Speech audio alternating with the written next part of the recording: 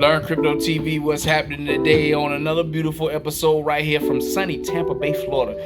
Right now I'm sitting here in one of the office locations that I was frequenting, that I had a small business. Well, I still have my business here, to be honest with you. You know, I just haven't been here for 2.5 years, sitting in this actual chair. I mean, you see my little workstation back there and stuff like that. But anyway, we get ready to have a crypto conversation, like I always tell you, from different perspectives, and we're gonna talk about some passport bro stuff too. You know what I mean? So what I want y'all to do, sit back, relax, get you a beer. I don't know, because it's like locker room talk almost. You know what I mean? I'm gonna introduce you to. I'm gonna let some of my new brothers who I just met. I'm gonna let them introduce you to themselves and bring you some perspective, and then y'all will meet another brother who y'all should have met already one time on the last episode if you saw that one. But anyway, we'll check y'all out on the other side of this clip, and stay tuned for this good old information you're about to get. Crypto King is not a financial advisor. You gon' learn today, you gon' learn today, you gon' learn today. Had to get it off, why not be the boss? Started in Tampa Bay. Life in the matrix will crumble you. Poverty struggle will humble you. Florida State, relocate, pack my bags and I moved to Colombia. Hola mujeres bonitas, they say that it's cheaper to keep her. That's why I learn more than you. Crypto I'm learning you. Learn Crypto TV is turning to. Please don't waste my time. Learn, yeah. Please don't waste my time. Learn today. Crypto TV. Please don't waste my time. Learn Crypto TV. Please don't waste my time.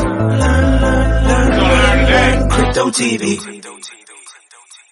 Family, so these are my frat brothers right here. Y'all see them? Gene, Joe, and Corey. So, you know what I mean? These brothers, I'm gonna let them personally introduce themselves to you so y'all can formally meet them. But this is who we gonna be having this conversation with today. So, you know what I mean?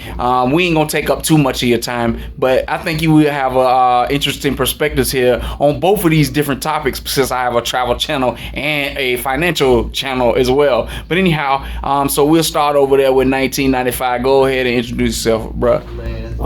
Hey, I'm Gene Jermaine. I grew up in a beautiful city of Miami. Glad to be here. Most of my friends call me Fuquan, you know me. But I don't know what else. What else do you want me to say? There it is. Next we got Joe. Hey, how y'all doing? My name is Joseph. I'm from Brooklyn, New York, Concrete Jungle. You know what it is. I'm here in beautiful Tampa, Florida for work. I'm an IT specialist. You know, I do that technological stuff. So get at me. I'm gonna tell you guys some good stuff from my perspective on these topics. So hopefully some of y'all mess with me with it. If not, it is what it is. Man, I like that t-shirt right there, man. Excuses. Our tools of incompetence. All right. All right, next up. What's going on, everybody? It's your boy Corey, aka I am the top dog on all social platforms. Make sure y'all drop that follow, those likes, man. First and foremost, I am an entrepreneur who has a financial background. I'm pretty well versed in crypto as well, and dibbling and dabbling in the tech world. So, man, bringing my perspective, man. Hopefully I could bring a good one at that. All right, fam. So you got an opportunity to just got a chance to meet everybody. So now we just gonna jump right into this conversation. You know what I'm saying? Because I feel like, you know, the more perspectives that we get from just men around the world, you know, particularly black men, you know what I mean, then you'll be able to formulate an opinion or get a perspective on how you want to be able to move forward in your investment opportunities, or maybe getting your passport if you ain't got one, because passports and crypto equal freedom. All right, so let's get started on this conversation. All right, family. So, you know, anybody who is invested in crypto in here? I have. Invested in crypto. Okay, what crypto holdings do you have, if you don't mind? Right now, we can talk about XRP. XRP. Oh, okay. So the recent news behind XRP, everybody saw that jump. Tell me something about it. What you know? XRP, based off of technology, it has a blockchain that has a very fast transaction rate. So that's really the benefits of the coin and the technology as a whole. Most every coin has its own unique niche. It seems as though XRP may be a good hand or partner with any kind of company that wants to upgrade their transactions. I've been in it for the long haul. Over the last at least 5 years, I've had XRP. I've mentioned XRP on a couple of my social media platforms. I like XRP. I think it's going to be here for the long haul. Any other cryptos you invested in? Bitcoin. Bitcoin, Ethereum? Ethereum, yeah. I got some Ethereum. I got some Bitcoin. Nothing too crazy where I can retire, but at the end of the day, like I said, it's all about the opportunities of the technology. So seeing what those companies can actually do with other partnering companies is really what the future gains are to hope for. No doubt. So, Gene, what kind of cryptos you invested in? Well, as far as cryptos invested in, of course, XRP I had. Okay, well, I guess this would be a learning experience for most. I first learned about crypto about 10, 12 years ago. Bitcoin, that was the first coin most people talked about. I did jump in and get a little bit, but then the time went by, I noticed it wasn't doing anything. So naturally I pulled out, took my little losses, and whatever I got out of it, I spent. A few years ago, you and I talked about quite a few coins we got into, XRP being one of the main ones. I actually had quite a bit of those, and once again, the little ruling came in indicating that it was about 2-3 years ago where they stated that you couldn't even buy XRP over here, so I jumped out of that again and took my winnings and losses and just did what I did with it. And now I'm kind of mad about the situation because based on what the ruling came, beat my ass. But yeah, I guess the lesson you can learn on me is just you got to stick for the long run. You can't just buy and sell like crazy when it comes to crypto. It's not like what they call it, Forex. Well, back in the day, you just keep buying and selling. No, this right here, you got to stay for the long run. And I'm here to just kind of get some information and kind of build up my wallet again. So you use yourself as a hodler. That's what it sounds like. Say that again? A hodler. HODL. That's a term in crypto that means you're a long-term holder, a long-term investor. It doesn't. That's the only way it works, basically. No doubt. Well, we waiting on that next bull run. So, Joe, tell me something, man. All right, so I have Litecoin and Ethereum, and I did have Dogecoin at one point. So I got into Dogecoin during the pandemic because everybody was talking about it. Bitcoin and was a lot of money. It was like 20,000 per share, and Dogecoin was a joke. So it was like less than a cent to get like 100 or 200 share. So I bought a lot of shares, and it blew up. It blew up until that one Saturday Night Live episode with Elon Musk went on, and then it tanked, and I didn't watch it, and I didn't know that was gonna happen, and I took a loss from making 30 grand to waking up to having only 9 made.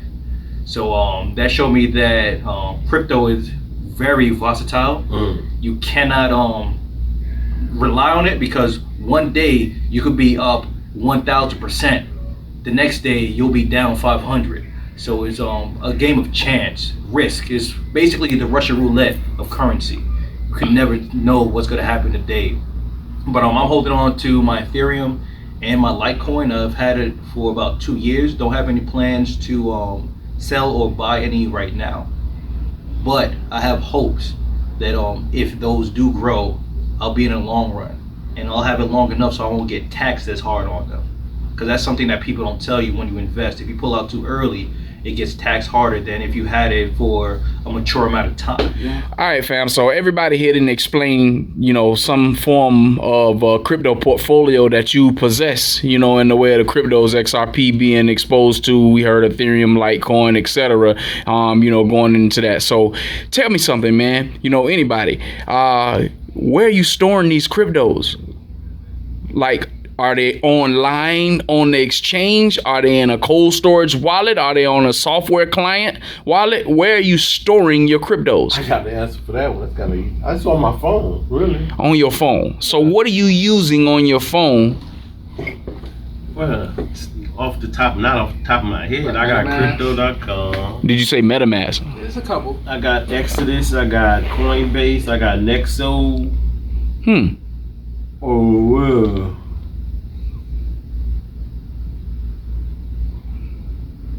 Well, that's enough. What about Atomic, a trust wallet? Y'all ever heard of that before? No. Me personally, no. Those are software client wallets that you can download onto your desktop. Like a cloud wallet. It's a blockchain wallet. Okay. You know, trust is associated with Binance. I don't trust. Yeah. All of these, you can go to your app store right now and you can download them on your phone. All right, I'm gonna take this time to let you know because now I see the level of crypto knowledge. I got an ebook. I got a code wallet. I use the Ledger. Oh, you got a Ledger? Oh, you like that? Yeah. So what do you think about the recent activity with the Ledger and about it wanting to give up certain information, you know, for them to be able to have access to your crypto essentially? What do you think about that, or did you even know? I wasn't too aware of it, but based off the information you just given me, like first response would be, I'm not hiding anything, so it wouldn't be a major thing, I guess you can say, because theoretically it's going to get accounted for anyway if I want to actually trade or make money off of it, right? So I got to take my code, take the money that's in my code wallet and put it into a hot wallet, right, in order to actually trade and make money. So you're going to see that transaction on the blockchain regardless. So it's not as much as you want to say like crypto makes you like untouchable. It's not really. It's just numbers, right? Instead of names and the alphabet, it's just numbers. So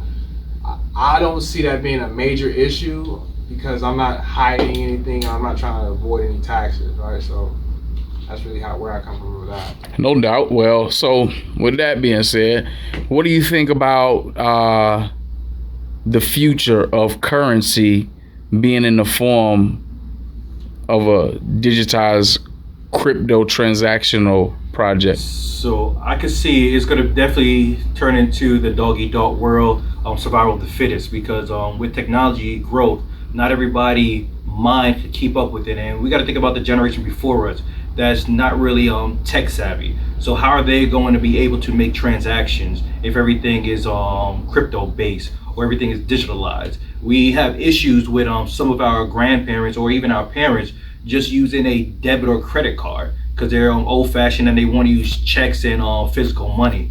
So it's definitely going to create a divide. It's definitely going to create some scares, because me personally, if I knew my parents, thankfully they know how to use stuff, but if my parents wasn't intelligent enough to use digital currency, it would leave me fearful for their safety and make me want to go there and take care of them. And then we go into our citizens that don't speak English. English is not their first form of language.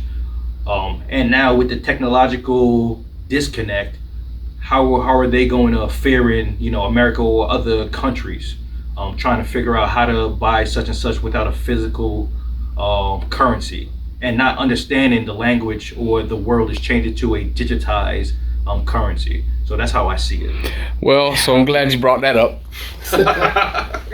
So I come from South America, baby. Wait, so no, you live in South America. Yeah, that's right. So I come from South America. Yes, you know what I mean. You're coming from South America. you live in South America. So you heard the brother mention how would other people from other languages fare with the change to a digital society. So it would be fair to say that this brother may be somewhat of a skeptic, but at the same time, he's invested in the projects as well.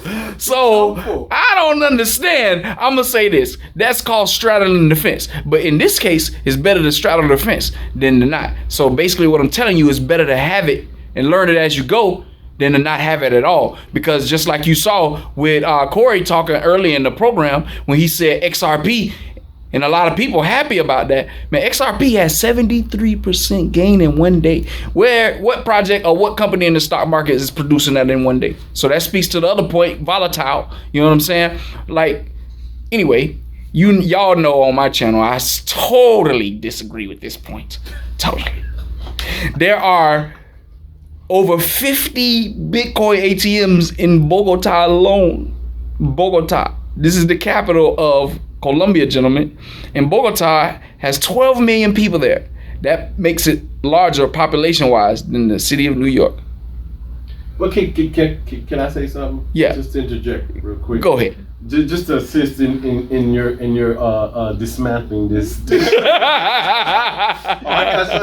But when it comes to numbers is actually it's a universal language. So When it comes to numbers, I think it would be a lot easier for them to work with that when it comes to numbers. So I'm not specifically talking about the number. I'm talking about the technology to get to those numbers. So I wanted to dive in on this too, right? So I feel like we've been around enough to see the transitions between like technology really having an impact on industries, right? So Right. like one of the major things that I remember is just Blockbuster going from Blockbuster Red to Redbox to now Netflix, right? So along that transition, you kind of had to upgrade yourself on you had to upskill yourself, It's a transition. right? So as much as we want to be fearful for those who can't upskill themselves, they will upskill themselves because that's just how evolution kind of works with technology. So it's like we went from Blockbuster where you can use physical cash, right, to then they made you have to have a credit card. I'll remember this vividly.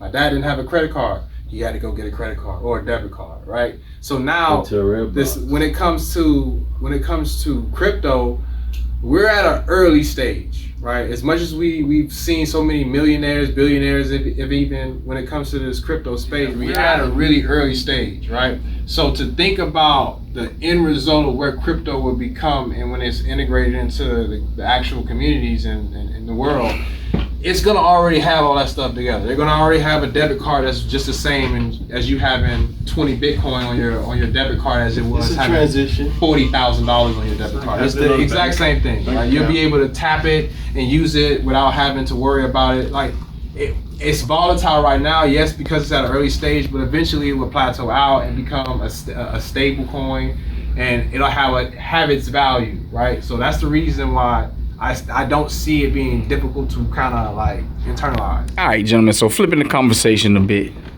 passport bros. Passport bros. I know everybody has an opinion about this. Well, on my last episode, a lot of people didn't really know. There was a couple people, you know what I'm saying, but not a lot of people. I know we was talking a little bit before we started doing the recording. So I know you guys have a little bit of knowledge more so than the other people. So what I want to do is kind of get different opinions from, again, black men in America who live primarily in America. And in this case, all of us have on bands on our hands. You know, the only difference between mines and y'all three is that I got a Colombiana. I'm sorry, y'all can't laugh at that joke for real. You know what I'm saying? I'm getting a kick out of it because I know y'all love y'all American wife. You know what I'm saying? It's Haitian. Hey, my wife is from Trinidad. Oh, really? My wife's American.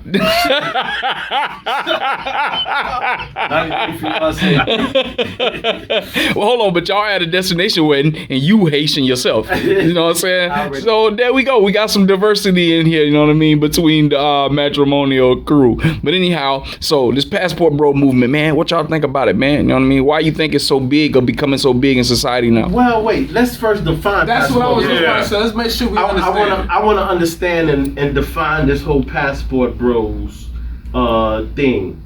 I say Google.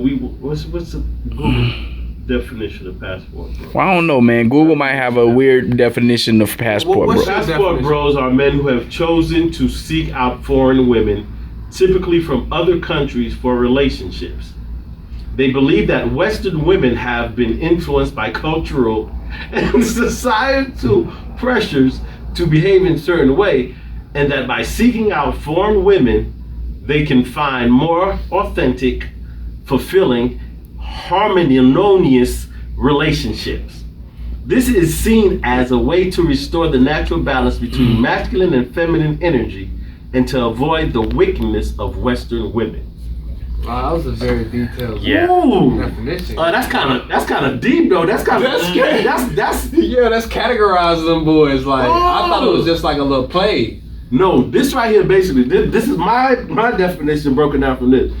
This is basically guys who decided that Western women, which would be women in the United States, Canada area, are not for them based on their values, morals, etc. And that women of other nations, countries are more suitable for marriage or companionship. Oh, dang, you get. He was ready. He's on it though. I agree 100% with that statement. So, due to the nature of my job, I travel a lot. I lived overseas for over 5 years, and a lot of people I've seen, venture outside of America to find, companionship. A lot of other culture women, and I'll say, the Philippines, German, even some females in the UK, they treat, men, more particular black men, as kings. They tend more to their needs. There's less hostility. I don't know if it's because of the cultural, differences, the nuances of, personality, but it's definitely a different feel every country that I've lived in and been around. The female put us on a pedestal. High span. I feel that's what the passport bros be looking for, that they can't find in America, because America, we're equal rights. We empower our women to be individuals at times, to work side to side with us in the workforce, which is not apparent all the time overseas in other countries where they're more submissive and tend more to the men. Not saying they're less than us, it's just that that's their roles in the household, how they was brought up. So, me personally, can certainly agree with this statement. You know what I'm saying? So, he couldn't have said it any better. You know what I'm saying? Could have said it any better. So I gotta show you guys this. You know what I'm saying? Really, all of us. I got my own point of view. My point of view, way out of Having a black queen, that's just what I've observed being overseas for over 5 years. I understand where he's coming from. I can definitely understand that. Understand it, but I don't want to say the Western women are less submissive than the foreign women. I would say that different things make the different groups, if you want to even group them, submissive, right? Like, it goes back to the definition, like the values, the morals, the standings, and stuff like that. So I would say that it's like I said, it's definitely a better for a large group of men, right? Like, if we're looking at it, it's not like passport bros are for the guys that can't get passports, right? Like, those are like Kevin Samuels always says, those are high value men. So when if we kind of like analyze it, it's more so like, who are the high value men in the West, right? The men in the West that are high value, they more attract to the women who are foreign than they would for the women that are in the West, because of how society has set it up. Absolutely, I definitely agree, because the women in the West, in my opinion, are more ambitious. Not that that's a bad thing, but when you're more ambitious, you don't carry the same values and views that a foreigner would, because they don't have the same ambition. The ambition as a foreigner might be because all they've ever seen may have been just family value things, whereas in the West, they see a plethora of things that are fame, entertainment, and glitter. So it's more of a higher demand for a Western woman, if you want to put it that way. So I don't look at one being better than the other. It's just, what's the fit for you? Well, on my end, I see that passport bros are more or less a lot of guys that just tired of dealing with American women or Western women, more or less. And yeah, just tired of it. Because again, like you said, most women that out of this Western civilization are a lot more submissive. They are. I understand what you say, Corey, about the submission. Yes, it's a different submission, but majority of the women, as far as ambition is concerned, their ambition is to find a husband to take care of them. Western women, yes, the husband to take care of, but they're gonna go out and make sure they got their own money too, and keep their own money. Not majority of them, a lot of them. Then you still have some of them that want that husband to take care of them, but also they're not gonna sign this prenup either. Western women they ain't sign no prenups. So I guess it's based on, it's all on your preference.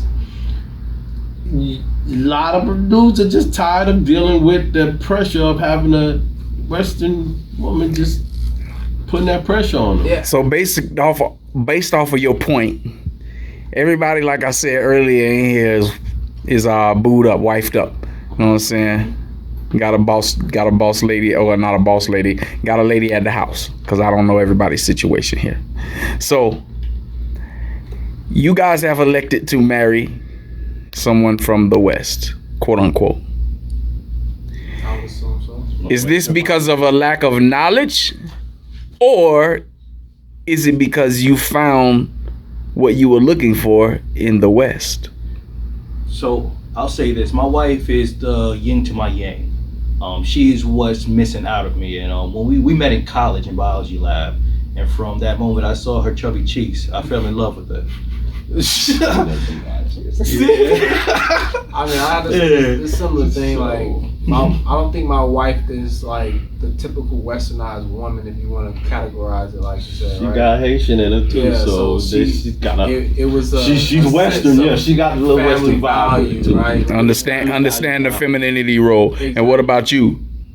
Well, I have me an American. She's Western. Then yes, she's strong, high-strung woman. That's my lady. I love her to death. That's the wifey.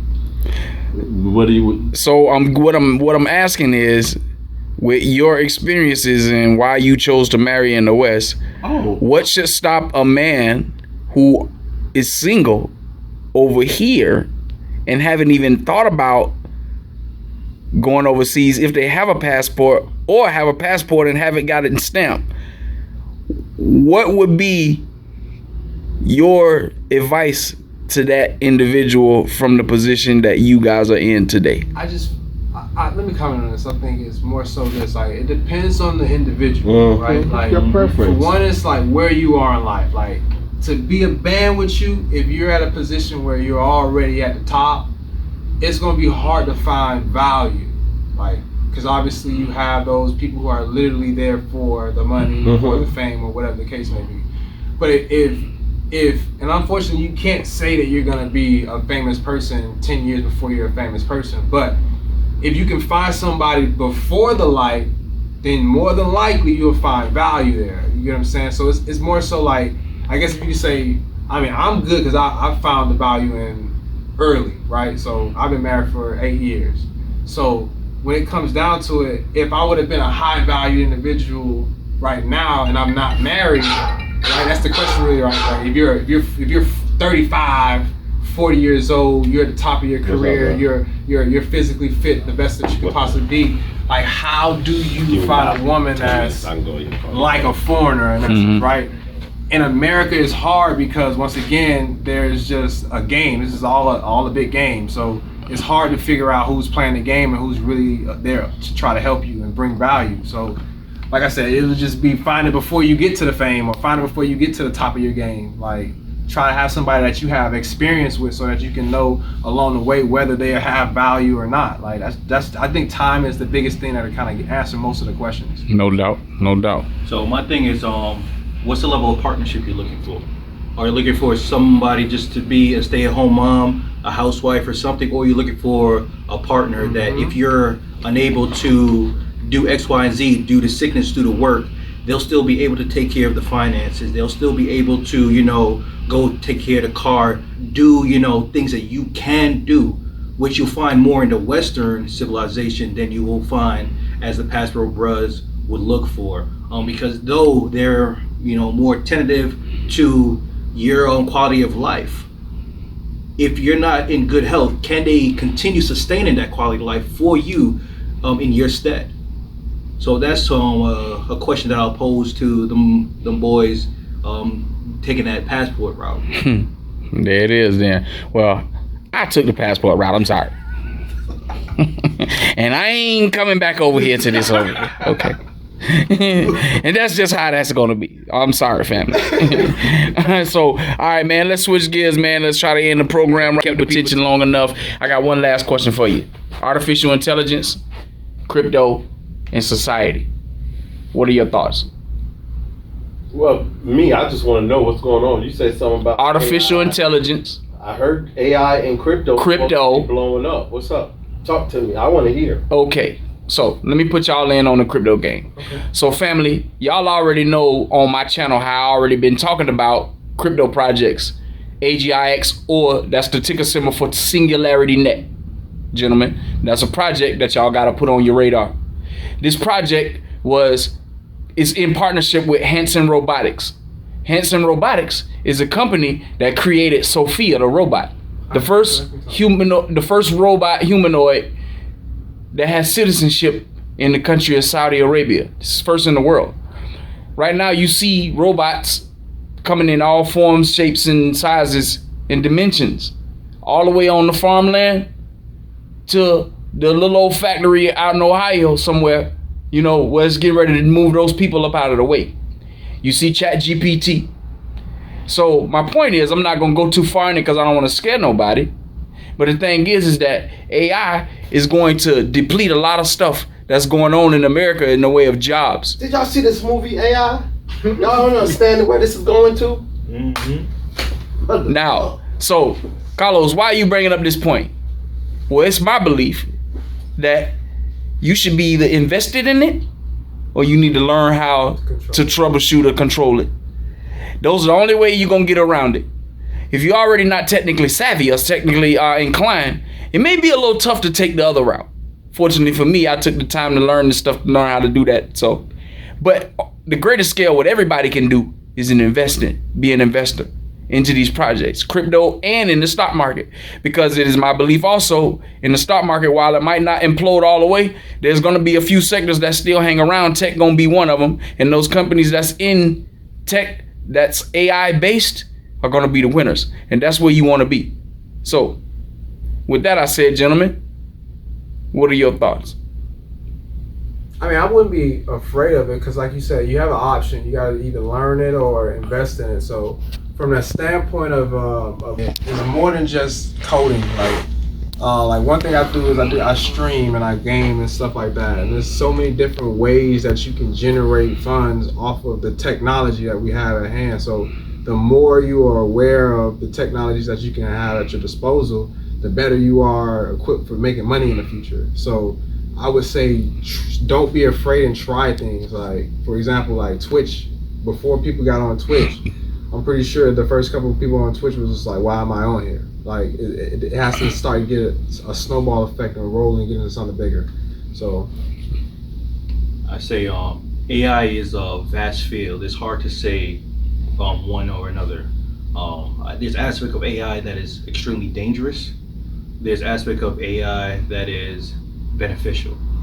And one of the ones that I feel is extremely dangerous is the voice over. It could take 3 seconds of your voice, and now you could create a whole dialogue in your voice and have an image of yourself that's AI generated, and now you are me and you're representing me in the metaverse. Yeah. And you think I'm saying X, Y, and Z when it's not actually me. It could be from this video. Yeah, for example, I understand. And now I'm there waging war on China, and that's dangerous with my line of work. But with the what I'm hearing in the medical field with AI, they could definitely detect early sign of cancer and other ailment that they could give attention to based off of your test results. The AI could go through a whole slew of coding to say, oh, you might have X, Y, and Z. So again, when it comes to AI, it's too vast to say dangerous or safe, because there's so many different compartments to AI. Understood. So let me give you some uplift. I gave you one project, AGIX, Singularity Net. Here's another one since you brought up the health field, Solve. SOLVE. That's a what do you call a medical supply delivery service, all things medical delivery. So that's a project you might want to put on your radar. Gene, to end off the program here, man, what your thoughts is about this AI? That shit's scary, man. I mean, anything can be used for good or bad, or negative or positive. But with this right here, again, I watch enough movies and TV to understand that this stuff they throw out there ain't just to just throw out there. A lot of stuff that they put on TV is real. Scandal. We know this shit goes on in the government. A lot of this stuff is right there and telling us this stuff goes on in the government. Come on, man. Anything can happen, bro. One person can control that one AI person. That it's dangerous. All right, fam. So you heard the word, man. You know what I'm saying? You heard my brother speak. You know, this is what we doing, just having a random conversation, man. It's just similar to barbershop talk. But anyway, man, hope y'all enjoyed the program. We're going to end it right here. You know, like I said, we come with different perspectives, different angles, different places, different wherever. So the next time, I don't know where you're going to see me at, but you're going to see me somewhere. So, you know, again, continue, you know what I mean? Get your crypto knowledge, get your crypto education. Trust me, get involved in the space because this asset class is not going nowhere. You got to look at it, man. It's just like the gold rush, and you know what I'm saying? Way back in San Francisco, what was that, the 1400s? Man, you got to look at it from that, man, angle, man. This ain't going to never happen again in our lifetime, and you want to make sure you got yourself fully positioned in order to be able to take advantage of this. But anyway, you're going to end it right here, man. Thank y'all for tuning in, and we'll see y'all on the next episode. Until then, ciao.